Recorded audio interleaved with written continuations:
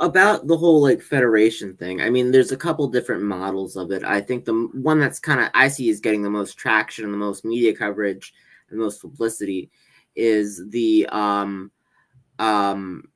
is an organization called A Land for All.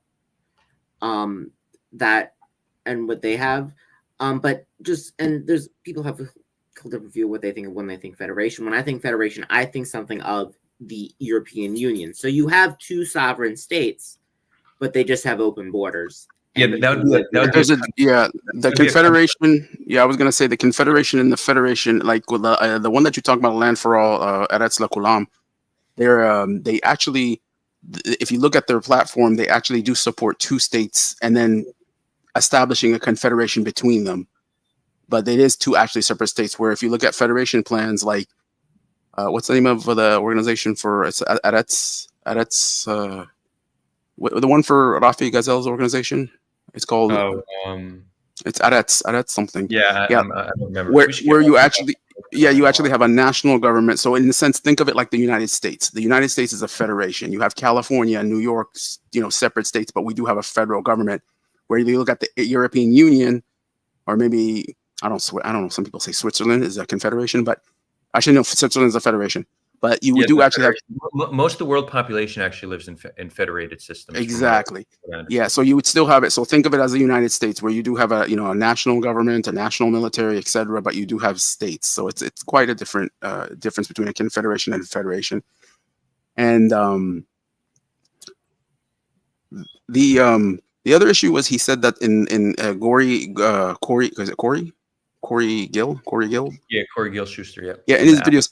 When it is, and it gives you some interesting perspectives, and and again, this is the question now. Of course, when you go and ask a person in a situation right now, the question is, do you support a two-state or do you want to recognize Israel?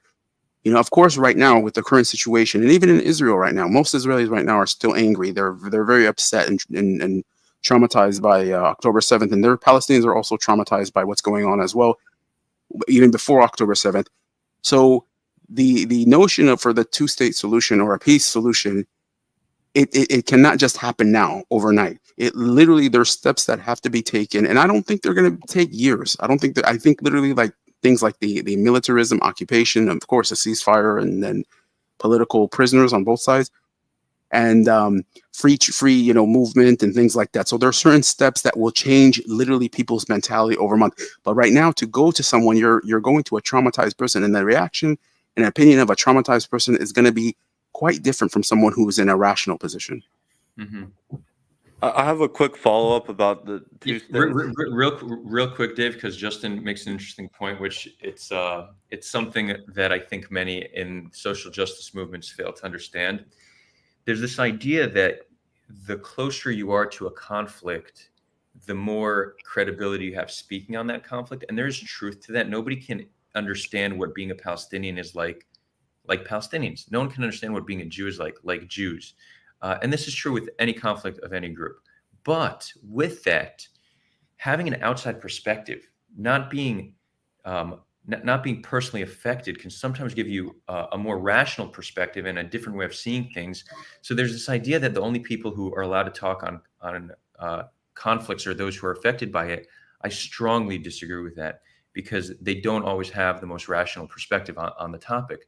So I think the way to move forward on any conflict is we need to listen to those affected by it, but we also need to understand the validity of those who are seeing things from outside perspective and really work with it, with taking both perspectives into account.